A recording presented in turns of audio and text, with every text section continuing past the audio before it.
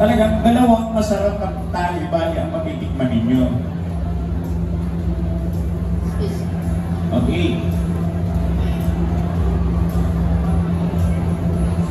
So we would like to invite also lahat tomorrow.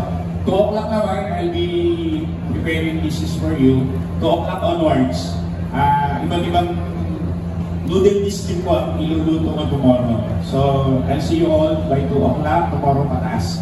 So meron kami pakbake ng bagoong kasi we'll be having excellent bagoong. So kung saan magpe-prepare din si syempre mamamaya ng ano, di ba?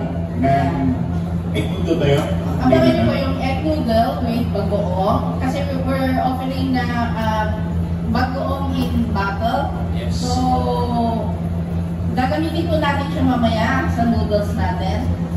And gagamitin po natin siya mamaya sa dessert din. Bagoong. Mango, ice cream with bagoongs or... Kita nyo, kakaiba. Hindi lang the usual na inigisa po ang Canton. At the same time, ang excellent brand, hindi lang po nag-produce ng noodles, bago sa develop ang mga iba't ibang klase. At the same time, meron po kami bagoong, kapasan, abangan ng mga kaya. Di ba? Kakaiba. Kasi akala lang natin, puro noodles yung ginagawa ni Diverse Manufacturing.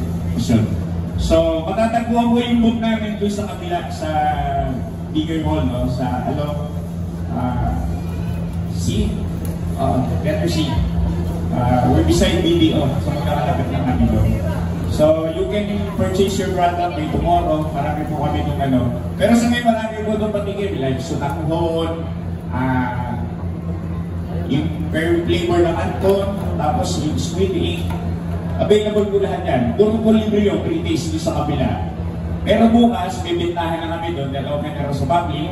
Pwede po kayong bumili doon sa aming booth na matatagpuan po doon sa Hall C. Dali lang po huwag po kayo maingat kasi hindi pa po napunto. Lakas mo kaya siya? Pinakamalakas.